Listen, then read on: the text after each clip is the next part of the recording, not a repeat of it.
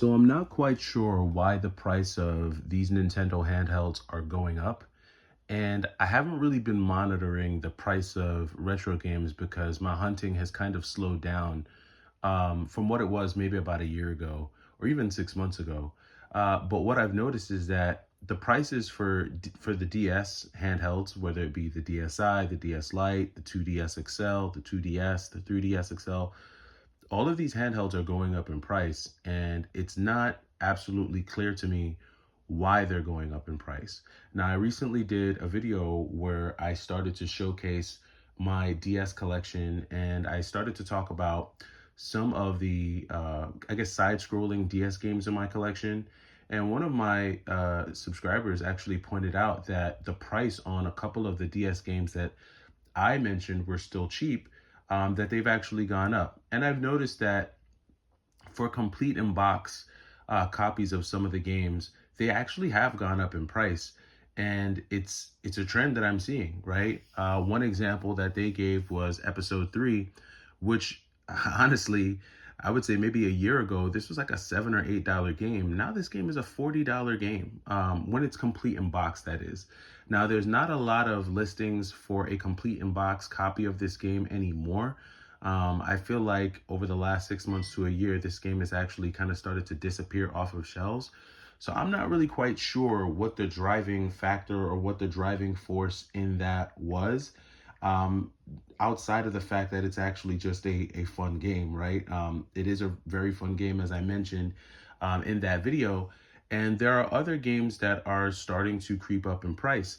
Now, I want to say maybe about a year or so ago, you could pick up a DS Lite for really cheap. I had found two of these at a yard sale for $2.50 a piece.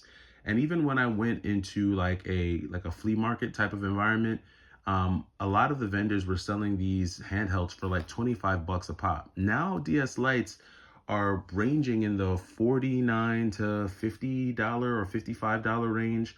And the same thing with DSIs. These two are also starting to creep up in price. I already knew that something was going on with the new 3DS XL when GameStop started offering $175 for the new 3DS XL. They're basically willing to pay you $180 for that handheld. Now, granted, they're selling it for like $280, right? So they're trying to, milk it for profits, but I'm really trying to get a gauge on why these handhelds are going up in price. And honestly, I can kind of understand why when you look at the library, there's a ton of awesome games, even if it's just the DS and the DS library. Not even looking at the 3DS, I actually prefer the DS library over the 3DS. But I could definitely see from the standpoint of just game selection, it's a great balance of just graphics, gameplay, and that mobility that you get with these handhelds that make for a really great value proposition. But when you start to see these prices creep up, you then have to ask yourself which option is going to be the best option for you. And for me, I've actually been taking a closer look at handhelds because I am going to be traveling. I'm going to be, away. And while traveling, I was really trying to decide, okay, which handheld do I want to go with? Do I want to take one of my Nintendo handhelds?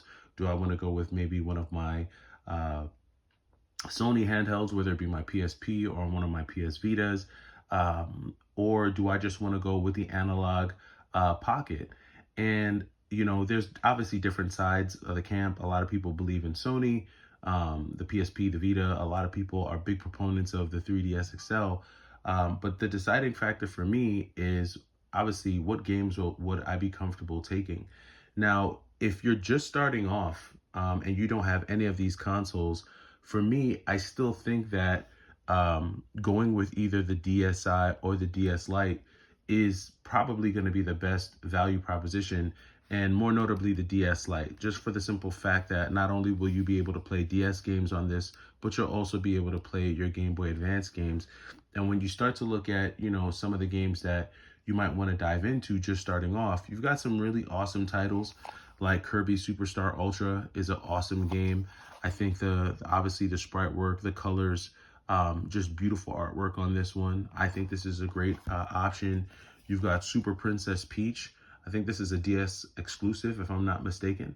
I haven't seen this on any other platform, and it's just a really cool platforming version, I guess, of a Mario game starring Princess Peach. I mean, I think it's pretty cool, just the concept here.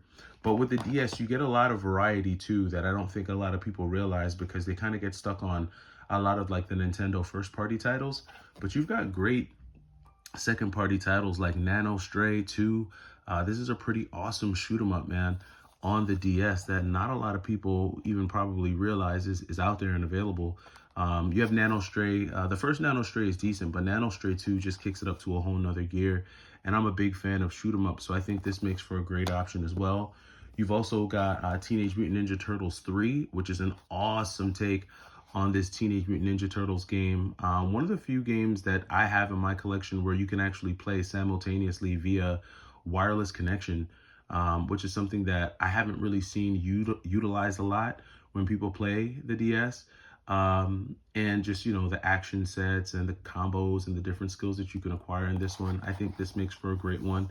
So you've got some beat 'em up action, you've got some shoot 'em up action, you've got some first party action, and then of course, you know, you got your RPG lovers out there, and you've got Chrono Trigger, which in my opinion, I played a lot of Chrono Trigger on the DS about a year ago. I was playing it almost like every day consistently. And Chrono Trigger, I mean, is obviously one of the GOAT of RPGs. And honestly, this is one of the best ways to play it because it combines a lot of the things you like about the Super Nintendo version and the PS1 version. And you don't have to worry about any of that load time. So this is definitely a great option as well.